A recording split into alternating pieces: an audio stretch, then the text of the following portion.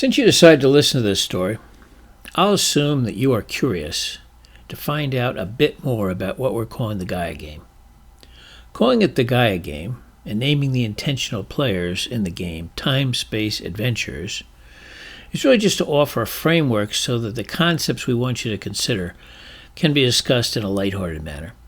This is because the primary intention is for you to have more fun and adventure in life. There's absolutely no need to worry about anything because, as you'll discover, the better you get at just enjoying the game, the less things you will find to be worried about. You see, you will find you are in control of the basic storyline, so things that others worry about need never have any significant effect on your life. We're here at a carnival today. It seemed a very fitting backdrop for this talk. Carnivals are fun. Carnivals always have a hint of mystery or intrigue about them. In a few days, an empty field is transformed into an amusement park. A traveling band of entertainers bring their rides, games, and often curiosities to town for a few days. Here, on a big field by the side of a church, it has been transformed in just days before Halloween to a carnival. Plenty of kids will be sure to add to the fun by coming in their Halloween costumes. And of course, most of us have come in the costumes of one sort or another. Most of us have considered how we want to look and the impression we want to create to others. That is part of this story, because every time we go out and interact with others, we have taken on a role. As William Shakespeare famously stated, all of the world is a stage, and all of the men and women merely players. Our story is about consciously taking charge of your character and the role you are playing. Since this may be a new concept to many of you, some explanation is definitely needed. The two ideas of the Gaia game, with you as a time-space adventurer, are connected. Whether you consciously recognize it or not, you have for many years been developing your role in a story in which you are the starring character. The only question is if you recognize that you are playing a part in a story that is entirely of your own concoction. Most people at this point in time believe they are observing the world around them as something separate from themselves. You may not believe that you are designing your reality and that it is simply a mirror of your predominant beliefs. You may even think that you need to deserve a good life to have one. In reality, you are born worthy, but some people must work very hard to feel deserving. While it is not necessary, these individuals will need to work hard so that they can feel they deserve what they want. Do you believe you need to pay a price for success? That is what most others would have you believe because they believe it. They may even think their efforts or those of their families make them superior to you. None of this is true. It may seem frivolous to you to say that you are, in reality, playing a part in a story that you're making up. You can be assured that there is no reality for you beyond what you believe it to be. It is not anything real, in fact. It's a fiction, like a waking dream in your mind. It seems very real, of course, because you and most everyone around you have agreed to play a similar game with similar rules. However, consider that everyone you know has a slightly different set of rules, all of which they believe to be true. In the same social group, there is great pressure to have at least similar beliefs. But I'm sure you can always find people whose ideas you strongly oppose. Are they wrong? You might say yes, from your perspective, but from theirs, you're the one that's wrong. We would suggest that there is no wrong or right. There's only choice and belief. You are not evaluating and judging the world around you. You are creating it. You will create whatever life for yourself that you are willing to believe in.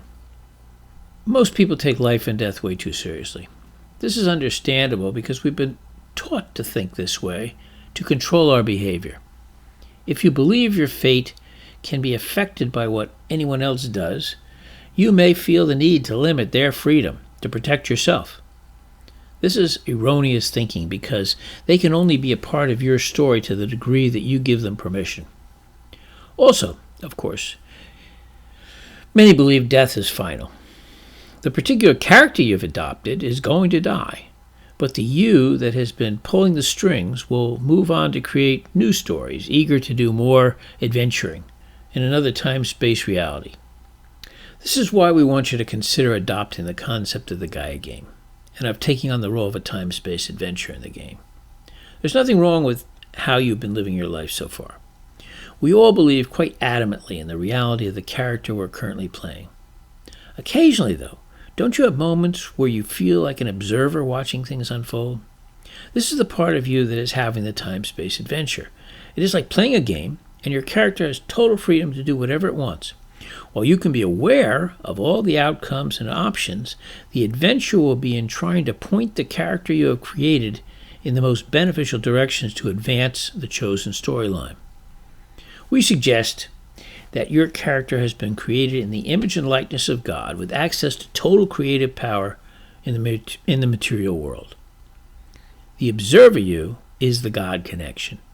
You can call it a higher self or a soul. It does not really matter. The point is that it is the part of you that is non-physical and can only create in the physical world through the character you created, your player in the current game. Why call it a game? Because anything goes and choice directs all of the action. The scoreboard is the feeling of satisfaction or lack of satisfaction experienced by your character. With the game idea, you can approach things like an adventure where your objective is to find the best way to move in the direction you desire. There's no judgment. And here we come to what you need to learn. To maximize the success of your character, you need to stop judging anything. If your character judges something as wrong, this will be a source of dis-ease, anxiety. Instead, you need to learn to consistently focus your attention on what you want, not what is unwanted. Look for things to appreciate. The more you can stay focused on ideas and information and beliefs and positive future outcomes, the more that will become what your character believes about the world. Since whatever you believe is reality for your character, remember there is nothing real outside of belief. And this is how your character manifests its creative power to shape the material world. Consciousness controls how personal reality is manifested in the physical world. Beliefs direct the energy of consciousness. Therefore, if you can take charge of what you believe, you can wield virtually unlimited power. And this is the essence of the game. You are here to learn how to believe in whatever it is that will keep you on the path to your hopes and dreams. You must just recognize that your character has no limits other than those it accepts for itself. In reality, you can have whatever you desire, and it is learning that skill that is your mission, if you choose to accept it. No judgment, though. Do whatever you want. If you do want to play the game, we hope to give you some ideas and processes to help you claim your power.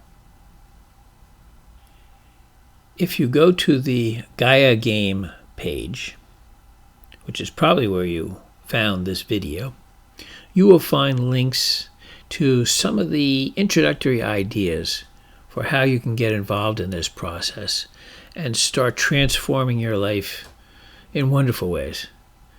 The main thing that we want to say is have fun with it. You got into this adventure for fun and adventure, for lots of ideas on how to get started with perfecting your gameplay and taking more charge over the design of your future. You can visit a couple places, thegaiagame.com, which may be where you saw this video or are watching this video, and also designerofreality.com. Both of those locations are filled with links to valuable information. We also want to recommend a book called KARUNA HUM, a reality design handbook. That can be also purchased on this website or on one of the related websites. So anyway, again, we hope you will get into this game. It is a great deal of fun. There will be great adventure ahead. And we really believe that you can turn your life into a much more exciting and rewarding experience. That's really the point. And along the way, you'll inspire other people to do the same thing. A happier, more loving world filled with compassion is really what we're looking to accomplish. And as you participate, you will find great rewards, mentally, emotionally, and physically. Thank you for listening.